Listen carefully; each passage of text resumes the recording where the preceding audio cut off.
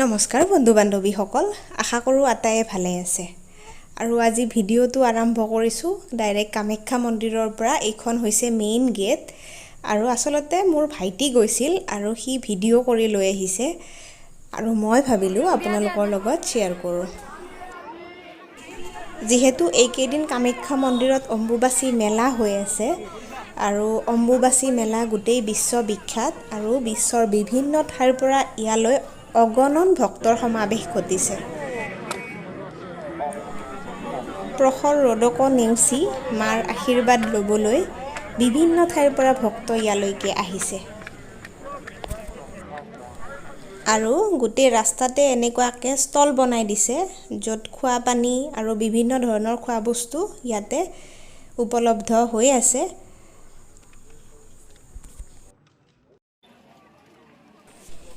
এইকেইদিনত যিহেতু মা কামাখ্যা জাগ্ৰত অৱস্থাত থাকে বুলি বিশ্বাস আছে আমাৰ মানুহৰ মাজত, সেয়েহে বিভিন্ন ঠাইৰ পৰা ইয়ালৈকে মানুহ আহিছে আৰু ইয়াতে তন্ত্ৰ মন্ত্ৰও চলিব এইকেইদিন।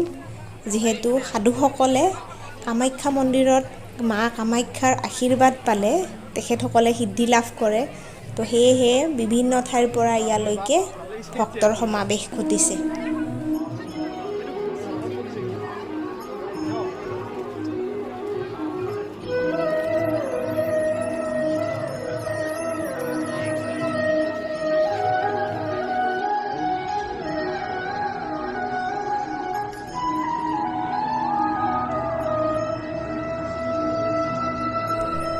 চাৰিওফালে কেৱল মানুহ আৰু চবৰে উদ্দেশ্য মা কামাখ্যাৰ আশীৰ্বাদ লাভ কৰা। আৰু এয়া সৰুৰ পৰা ডাঙৰলৈকে এইখন মেইন গেট আৰু খুব ধুনীয়াকৈ ফুলেৰে সজাই দিয়া হৈছে। আৰু মেইন গেটখনত আছে আমাৰ অসমীয়াৰ গৌৰৱ জাপিটো, লগত গামোচাখন।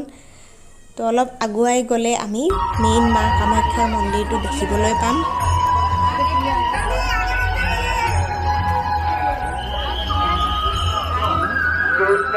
আৰু ছাইডৰ ফালে এনেকুৱা গোঁসাইৰ বস্তু পোৱা দোকানবিলাক আছে, ইয়াতে লৈ ল'ব পাৰে বস্তু মন্দিৰলৈ বুলি।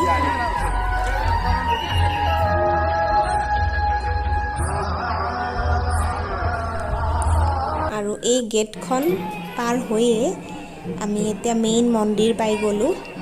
আৰু মন্দিৰৰ ভিতৰতো এয়া ভক্তৰ সমাৱেশ। গোটেই মন্দিৰটো ধুনীয়াকৈ ফুলেৰে সজাই দিয়া হৈছে।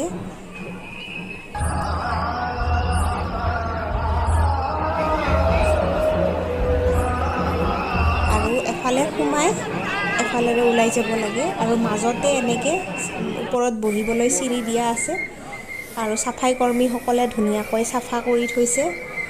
আৰু ওপৰৰ পৰা এনেকৈ তলৰখিনি চাব পাৰি। গোটেই মন্দিৰটো ফুলেৰে সজাই দিয়া হৈছে।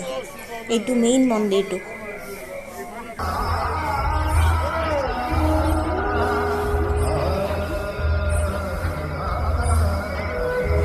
এইফালেৰে সোমাই সেৱা কৰি এইফালেৰে এনেকৈ ওলাই আহিব লাগে। যিহেতু মানুহৰ যথেষ্ট ভিৰ, গতিকে এই ছিষ্টেমটো কৰি দিছে, খুবেই ভাল হৈছে। মানুহৰ ভিৰ চাওকচোন, কিমান মানুহ, চাৰিওফালে কেৱল মানুহ আৰু মানুহ। আৰু প্ৰশাসন তথা মন্দিৰ কৰ্তৃপক্ষই ধুনীয়াকৈ ছিষ্টেম বনাই দিছে। খুব শৃংখলাবদ্ধভাৱে মানুহখিনি নীতি নিয়ম পালিলে একো প্ৰব্লেম নহয়, গতিকে খুব ধুনীয়া ব্যৱস্থা কৰি দিছে। আৰু ভাইটিহঁতেও ভিতৰত সেৱা কৰি এনেকৈ ওলাই আহিল।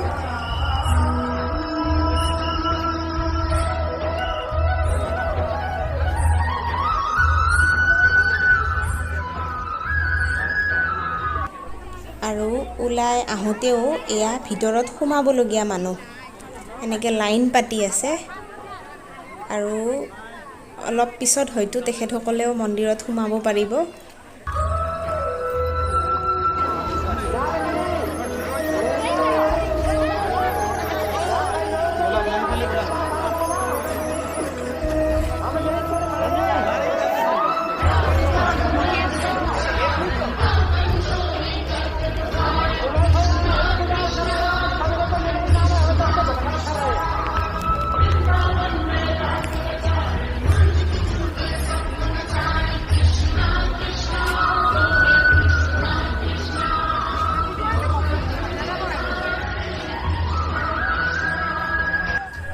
অগণন ভক্তৰ সমাৱেশ আৰু মা কামাখ্যাৰ প্ৰতি থকা বিশ্বাস এনেকুৱা দেখিলে আচলতে বুজিব পাৰি মালৈ সকলোৰে শ্ৰদ্ধা কিমান।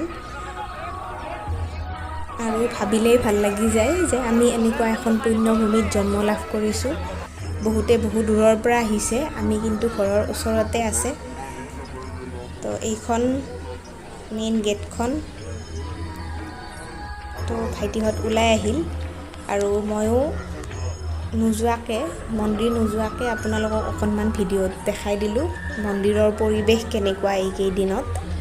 আৰু অহাকালি অম্বুবাচীৰ নিবৃত্তি আছে, তেতিয়াও যথেষ্ট মানুহৰ ভিৰ হ'ব আৰু প্ৰসাদ হিচাপে বিলোৱা হ'ব দেৱী মাৰ ৰক্তবস্ত্ৰ।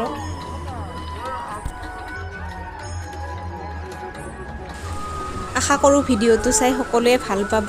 আৰু কালি ভাইটিয়ে তাতে উঠা কেইখনমান ফটো দি দিছোঁ।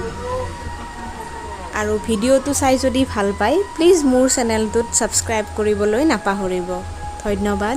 জয় মা কামাখ্যা।